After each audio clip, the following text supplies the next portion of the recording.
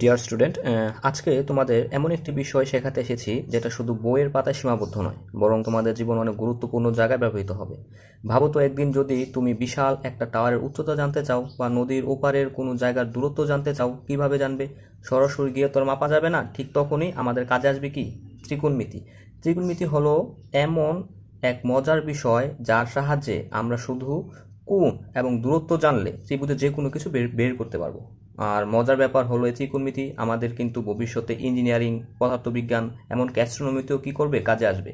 আজকের ক্লাসটা আমরা জানাবো কিভাবে ত্রিভুজের বাহু এবং কোণের সম্পর্ক স্থাপন করা যায়, কিভাবে কাজ করে সাইন, কোসাইন এবং ট্যানজেন্ট, আর কিভাবে আমরা এই সূত্রগুলো বাস্তবে প্রয়োগ করব। তাহলে সবাই মনোযোগ দিতে থাকো এবং খাতা কলম নিয়ে বসো, কারণ আজকের ক্লাসটা হতে পারে তোমার গণিত ভীতি দূর করার প্রথম ধাপ। চলো শুরু করি আমাদের এই ত্রিকোণমিতি যাত্রা। আচ্ছা দেখো, ত্রিকোণমিতি, ঠিক আছে। এই ত্রিকোণমিতির এখানে ত্রি কথার অর্থ আমরা জানি হচ্ছে তিন, এবং কোণ মানে কোণ। জ্যামিতিতে ত্রিভুজের তিনটি কোণ আছে, তাহলে ত্রিকোণমিতি আমরা আসলে ত্রিভুজের সাথে রিলেটেড। তো আমরা জানি ত্রিভুজ আসলে কয় ধরনের, বাহুবেদে হচ্ছে 3 ধরনের এবং হচ্ছে কোণ বেদে হচ্ছে 3 ধরনের। এর মধ্যে বাহুবেদে হচ্ছে সমবাহু ত্রিভুজ, সমদ্বিবাহু ত্রিভুজ, বিষমবাহু ত্রিভুজ, এবং কোণ বেদে সমকোণী ত্রিভুজ, সূক্ষ্মকোণী ত্রিভুজ এবং স্থূলকোণী ত্রিভুজ। এর মধ্যে দেখো আমরা হচ্ছে সমকোণী ত্রিভুজটা নিয়ে আমরা কাজ করব, ঠিক আছে। আচ্ছা দেখো, সমকোণী ত্রিভুজের ডেফিনেশন থেকে আমরা কি জানি? আসলে যে ত্রিভুজের এই একটা কোণ সমকোণ থাকে তাহলে তাকে আমরা সমকোণী ত্রিভুজ বলি। হ্যাঁ, সমকোণ মানে কি? সমকোণ মানে হচ্ছে 90 ডিগ্রি। তোমার যে ত্রিভুজের একটা কোণ কত ডিগ্রি? 90 ডিগ্রি, তাহলে তাকে সমকোণী ত্রিভুজ বলে। দেখো, সমকোণী ত্রিভুজের 3টা বাহু আছে, একটা বাহু, এই একটা বাহু, এই একটা বাহু। কয়টা বাহু আছে? 3টা বাহু আছে। এখন 3টা বাহুর 3টা নাম আছে। হ্যাঁ, তো এটা তো আমাদের 90 ডিগ্রি, তাই তো? এই কোণটা হচ্ছে আমাদের 90 ডিগ্রি, অ্যাঙ্গেল বি কোণটা। এখন এই 90 ডিগ্রির বিপরীত কোণ কোনটা, মানে বিপরীত বাহু কোনটা, সরি, এটা। তো এই বাহুটার নাম কি আমার? অতিভুজ। এখানে দেখো আমরা একটা সূক্ষ্মকোণ ধরে নিয়েছি যার নাম কি? থিটা। আচ্ছা, এই থিটার সাথে দেখো, থিটা উৎপন্নকারী একটা বাহু হচ্ছে যেটা এবি বাহুটা। হ্যাঁ, এই বাহুটার নাম কি? ভূমি। কি? ভূমি। অথবা এর আরেকটা নাম আছে সন্নিহিত বাহু। আচ্ছা দেখো, এই যে আমার যে সূক্ষ্মকোণটা নিয়ে আমরা কাজ করব, সেই সূক্ষ্মকোণের বিপরীত বাহু কোনটা? এটা। তো এটার নাম কি হবে? লম্ব। অথবা এর আরেকটা নাম কি হবে? বিপরীত বাহু। তাহলে আমরা সমকোণী ত্রিভুজের 3টা বাহু সম্পর্কে আমরা মোটামুটি একটা আইডিয়া পেলাম। তাহলে এই বাহুগুলো আমাদের ত্রিকোণমিতিতে কি কি কাজে লাগে, তাহলে সেটা আমরা জানবো এখন। আরেকটা বিষয় তোমাদের একটু মনে রাখতে হবে, দেখো এই থিটা কোণটা সবসময় কার সাথে থাকবে? ভূমির সাথে থাকবে। আমরা অনেক সময় আসলে পেঁচ বাঁধায় ফেলি যে থিটা কোণটা যদি এই জায়গায় না থেকে এই জায়গায় থাকে, হ্যাঁ, থিটা কোণটা যদি এই জায়গায় থাকে তাহলে কি ভূমি এটাই হবে? তখন কিন্তু ভূমি এটা হবে না, তখন ভূমি এবং লম্ব এক্সচেঞ্জ হয়ে যাবে। তখন ভূমি হবে এইটা, লম্ব হবে এইটা। তার মানে কি, থিটা কোণ যদি এইটা হয়, এইটার সাথের বাহুকে এইটা, তখন এটা ভূমি হবে। তখন আমাকে মনে রাখতে হবে থিটা সবসময় কার সাথে থাকে? ভূমির সাথে থাকে। আচ্ছা দেখো, ত্রিকোণমিতিতে আমাদের এই 6টা অনুপাত আছে। হ্যাঁ, কি? সাইন, কোসাইন, ট্যানজেন্ট, কোসেকেন্ড, সেকেন্ড এবং হচ্ছে কটেনজেন্ট। আমরা আসলে এর ফুল ফর্ম আসলে খাতায় লিখি না, পরীক্ষা মানে ক্যালকুলেশনে করি না। আমরা শুধু দেখো রেড কালার যেতটুকু আছে সাইন, সাইন সাইন আমরা এতটুকু ব্যবহার করি। কস, ট্যান, কুসেক, সেক এবং কট, ঠিক আছে। এখন দেখো এগুলা একটা আরেকটার সাথে রিলেটেড। যেরকম আমরা সূত্রের মাধ্যমে বলতে পারি সাইন কার সাথে রিলেটেড? সাইন হচ্ছে কুসেকের সাথে রিলেটেড। তাহলে কি হবে? কুসেক।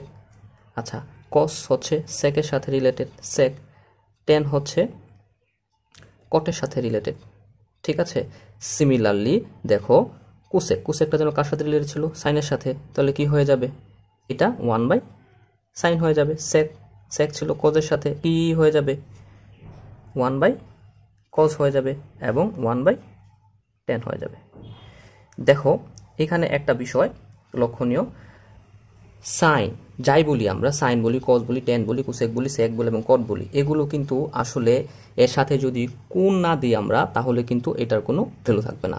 তো আমাদের এখানে একটা কি দিয়ে দিতে হবে, কোণ, থিটা দিয়ে দিতে হবে। কি দিয়ে দিতে হবে? থিটা দিয়ে দিতে হবে। ঠিক আছে, সিমিলারলি প্রত্যেক জায়গায় আমাদের কি দিয়ে দিতে হবে? থিটা দিয়ে দিতে হবে। তাহলে আমাদের একটা রাশির সাথে আরেকটা রাশির সম্পর্ক হচ্ছে এই 6 ভাবে হতে পারে। ঠিক আছে, আচ্ছা এখন আমরা জানবো যে হচ্ছে এই ত্রিকোণমিতিক রাশিগুলোর সাথে আমরা একটু আগে যে সমকোণী ত্রিভুজের হচ্ছে বাহুগুলো সম্পর্কে জেনেছি, সমকোণী ত্রিভুজের বাহুগুলোর সাথে ত্রিকোণমিতিক রাশিগুলোর কি সম্পর্ক হতে পারে। আচ্ছা দেখো, এই জায়গায় হচ্ছে আমরা ত্রিকোণমিতিক 6টা রাশির দেখো সূত্রগুলো লিখেছি। Sine theta is equal to লম্ব বাই অতিভুজ, কস থিটা ইকুয়াল টু ভূমি বাই অতিভুজ, tan theta is equal to লম্ব বাই ভূমি। ঠিক আছে, দেখো এই তিনটার বিপরীত রাশি কি জন্য আমরা দেখেছিলাম একটু আগে, যে সাইনের সাথে সম্পর্ক ছিল কুসেকের, তার মানে কুসেক ছিল সাইনের উল্টাটা।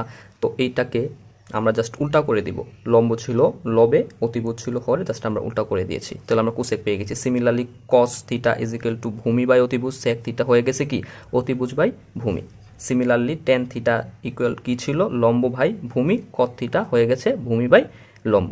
এখন দেখো এই 6টা সূত্র আমরা আসলে সব সময় প্যাচ বাঁধাই ফেলি, তো এগুলা আসলে কীভাবে মনে রাখা যায়? এগুলা মনে রাখার জন্য একটা শর্টকাট ওয়ে আছে, যে ওয়ের মাধ্যমে আমরা এগুলো খুব ইজিলি মনে রাখতে পারি। সেই ওয়েটা কি? দেখো আমরা এই জায়গায় আসলে সাইন থিটা ইকুয়াল কি ছিল লম্ব বাই অতিভুজ, এখানে আমরা এটা লিখতে পারি। দেখো তো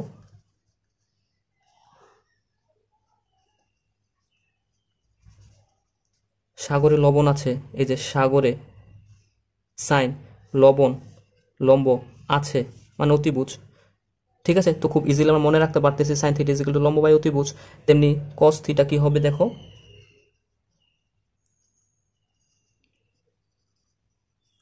কবরে ভূত আছে, কবর মানে সি দিয়ে যদি আমরা বাংলাদেশি ভাবে লিখি, কস থিটা ভূত, ভূমি আছে মানে অতিভুজ, কবরে ভূত আছে, তো আমরা কস থিটা যেগুলো খুব ইজিলি হচ্ছে মনে রাখতে পারতেছি। এবং টেন থিটা দিয়ে কি বলতে পারি? আমরা বলতে পারি না ভূতগুলা নর্মালি কি হয়, তেরা লম্বা হয়, হ্যাঁ এরকম যদি আমরা অবয়ব ধরে নিই তাহলে দেখো কি লিখেছি, তেরা লম্বা ভূত। তাহলে যে টেরা দিয়ে টেন থিটা, লম্বা দিয়ে লম্ব, ভূত দিয়ে ভূমি, তাহলে দেখো খুব ইজিলি কিন্তু আমরা সাইন থিটা ইকুয়াল লম্ব বাই অতিভুজ, কস থিটা ইকুয়াল ভূমি বাই অতিভুজ এবং টেন থিটা ইকুয়াল টু লম্ব বাই ভূমি মনে রাখতে পারতেছি। কিভাবে? সাগরের লবণ আছে, কবরে ভূত আছে, টেরা লম্বা ভূত। সিমিলারলি এই তিনটা মনে রাখতে পারলে আমরা কুসেক থিটা ইকুয়াল টু কত হবে, সেক থিটা ইকুয়াল কত হবে এবং কট থিটা ইকুয়াল টু কত হবে সেটা ইজিলি মনে রাখতে পারি। কারণ কি কুসেক থিটা সাইনের অপোজিট মানে বিপরীত হয়ে যাবে, সেক থিটা কোস থিটার অপোজিটটা হয়ে যাবে এবং কট থিটা ট্যান থিটার অপোজিট মানে উল্টে যাবে, জাস্ট লম্ব বাই অতিভুজ ছিল অতিভুজ বাই লম্ব হয়ে যাবে। তো আমরা হচ্ছে ত্রিকোণমিতির 6টা রাশির সাহায্যে সাথে হচ্ছে সমকোণী ত্রিভুজের বাহুগুলোর কি সম্পর্ক সেটা আমরা জেনে ফেলেছি। আচ্ছা দেখো, আমাদের ত্রিকোণমিতি জানতে গেলে বা আমাদের আরও একটা বিষয় সামনে চলে আসে, সেটা কি? সেটা হচ্ছে পিথাগোরাস উপপাদ্য। আমরা অনেকেই পিথাগোরাস উপপাদ্যের সাথে পরিচিত। পিথাগোরাস উপপাদ্যটা কি ছিল? যে একটা সমকোণী ত্রিভুজের অতিভুজের উপর অঙ্কিত বর্গক্ষেত্রের ক্ষেত্রফলের সমান কি হবে? অপর যে দুই বাহু লম্ব এবং ভূমি এদের উপরও অঙ্কিত বর্গক্ষেত্রের ক্ষেত্রফলের সমান হবে। সুতরাং কি ছিল সূত্রটা? অতিভুজ স্কোয়ার ইকুয়াল লম্ব স্কোয়ার প্লাস ভূমি স্কোয়ার। এখান থেকে আমরা যদি এটা লিখি, এটাকে লেখা যায় AC square is equal to হচ্ছে লম্ব কি ছিল বিসি স্কোয়ার প্লাস ভূমি হচ্ছে এ বি স্কোয়ার। ঠিক আছে, আচ্ছা আচ্ছা এখন যদি এখানে বলা থাকে যে ধরো হচ্ছে ভূমি 1, লম্ব হচ্ছে 2 যদি বলে, তাহলে আমরা অতিভুজ বের করতে পারবো না খুব ইজিলি? এই সূত্রের মাধ্যমে, পিথাগোরাস উপপাদ্যের মাধ্যমে অতিভুজ কিন্তু খুব ইজিলি বের করে ফেলতে পারবো। তাহলে অতিভুজটা কি ছিল? এসি ছিল, এসি স্কোয়ার ছিল, বিসি ইজ ইকুয়াল টু আমাদের কত ছিল 2 এর স্কোয়ার প্লাস ভূমি কি ছিল 1 স্কোয়ার, তার মানে কত হয় 4 প্লাস 1 5। সুতরাং এসি ইকুয়াল টু কত? √5। তো এটা ইকুয়াল হচ্ছে √5। এইভাবে আমরা হচ্ছে দুইটা সমকোণী দুইটা বাহু দেয়া থাকলে অতিভুজের মান খুব ইজিলি বের করে ফেলতে পারি পিথাগোরাস উপপাদ্যের মাধ্যমে। দেখো এখন আমরা একটি সমস্যা নিয়ে আলোচনা করব। সমস্যাটা কি? যদি tan a ইকুয়াল যদি 4/3 হয়, তাহলে এই এ কোণের অন্যান্য যে ত্রিকোণমিতিক অনুপাত সমূহ আছে তাদের মান নির্ণয় করতে বলবো। অন্যান্য ত্রিকোণমিতিক অনুপাত কি আছে, টেন বাদে আর 5টা আছে, যেরকম সাইন, কস, হ্যাঁ, কুসেক, সেক এবং কট, এগুলার অনুপাত আমরা নির্ণয় করব। তো কিভাবে নির্ণয় করব দেখো, আমরা আসলে কি জানি, টেন কি জানি, টেরা লম্বা ভূত, তো কি ছিল, লম্ব ভাই ভূমি, ঠিক আছে। আচ্ছা, তার মানে কি, এটা ইজ ইকুয়াল টু 4/3 ছিল। এখন যদি আমি একটা সমকোণী ত্রিভুজ অঙ্কন করি, সমকোণী ত্রিভুজ যদি অঙ্কন করি, আমাকে এ কোণ নিয়ে ক্যালকুলেশন করতে বলছে। আমরা যদি এটাকে এ দিই, এটাকে বি দিই, এটাকে সি দিই, ঠিক আছে। তো এই কোণটা নিয়ে ক্যালকুলেট করব। তাহলে দেখো তো, এই সমকোণী ত্রিভুজের 90 ডিগ্রি হচ্ছে, এটা সমকোণ হচ্ছে এটা, তাহলে এটা হচ্ছে আমার কি, অতিভুজ। এটা কি, ভূমি, এটা তো আমরা আগে শিখেছি। আর এটা হচ্ছে কি, লম্ব। তো এই যে আমাকে এই জিনিসটা দেওয়া আছে, এখান থেকে আমরা লম্ব সমান 4, ভূমি সমান 3 লিখতে পারি, ভূমি সমান 3, লম্ব সমান 4 লিখতে পারি। একটু আগে পিথাগোরাস উপপাদ্যের মাধ্যমে আমরা অতিভুজ কত হবে সেটাও বের করে ফেলতে পারবো। তাহলে অতিভুজ আসলে কত হবে, AC square equal AB square plus BC square. হ্যাঁ, তো এখান থেকে এবি এর মান কত, এবি এর মান হচ্ছে 3 স্কোয়ার হবে, প্লাস বিসি এর মান কত, বিসি এর মান হচ্ছে 4 স্কোয়ার হবে। তো 9 প্লাস 16 ইকুয়াল 25। তো এসি স্কোয়ার ইকুয়াল হচ্ছে 25। তো এসি ইজ ইকুয়াল কত হবে, রুট হয়ে যাবে না, স্কোয়ারটা ওই পাশে আসলে 25 ইকুয়াল 5। তো এখান থেকে আমরা এসি এর মান কত পেয়েছি, 5 পেয়েছি, ঠিক আছে। তো অন্যান্য যে ত্রিকোণমিতিক অনুপাত কি কি আছে, টেন বাদে আমি যদি লিখি এই জায়গায় সাইন থিটা, এখানে থিটা হবে না যেহেতু এর কথা বলা আছে, সাইন এ হবে, তারপরে কজ এ হবে, টেন তো লিখেছি, আর একটা কি হবে, কট এ হবে, সেক এ হবে, দেন কি হবে, কুসেক এ হবে। এই হচ্ছে 5টা। তাহলে তুমি বলো সাইন এ ইকুয়াল কত হবে, আমরা জানি কি সাগরে লবণ আছে, তার মানে কি লম্ব ভাই অতিভুজ, তাহলে এখানে লম্ব কত বলো তো 4, অতিভুজ কত 5, 4/5। কজ এ কি হবে, কবরে ভূত আছে, কি ভূমি বাই অতিভুজ, এখানে ভূমি হচ্ছে 3, অতিভুজ হচ্ছে 5। তো কটে কত হবে, হ্যাঁ, আমরা জানি টেনটা শিখেছিলাম, টেরা লম্বা ভূত, হ্যাঁ, লম্ব বাই ভূমি। তো কট ইজ ইকুয়াল টু কি হবে, ভূমি বাই লম্ব, তাহলে এখানে ভূমি কত 3, লম্ব হচ্ছে 4। সেকে কত হবে, দেখো সেকটা কি ছিল, কজের বিপরীত ছিল, এটা ইজিলি আমরা বলে দিতে পারি 5/3, এবং কুসেকটা কি ছিল, সাইনের বিপরীত ছিল, এটা বলে দিতে পারি, এটা উল্টায় যাবে 5/4। সিমিলারলি সূত্র হবে, সাগরে লবণ আছে, তোমার লম্ব ভাই কি ছিল, অতিভুজ ছিল, cosec A is equal to কি, অতিভুজ বাই লম্ব, তাই না। তো এইভাবে আমরা হচ্ছে ত্রিকোণমিতির বাকি অনুপাতগুলো বের করে ফেলতে পারছি। এখন এখানে একটা বিষয় খেয়াল করো, আমার অনেকে কোশ্চেন করবে যে হচ্ছে সাইন এ, এখানে আসলে সাইন এ দ্বারা কি বোঝায়, সাইন এবং এর কি এটা গুণফল, না এটা সাইন এবং এর গুণফল না, এটা হচ্ছে সাইন এর প্রত্যেকটি এ কোণের সাইনের অনুপাত বোঝায়, কি এ কোণের, হ্যাঁ, ত্রিকোণমিতিক অনুপাত হচ্ছে সাইনে, এটা এ সাইন এবং এটা কি গুণাবস্থায় নেই, ঠিক আছে।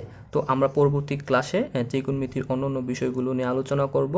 হ্যাঁ, তাহলে আজকের মতো এখানে বিদায় নিলাম।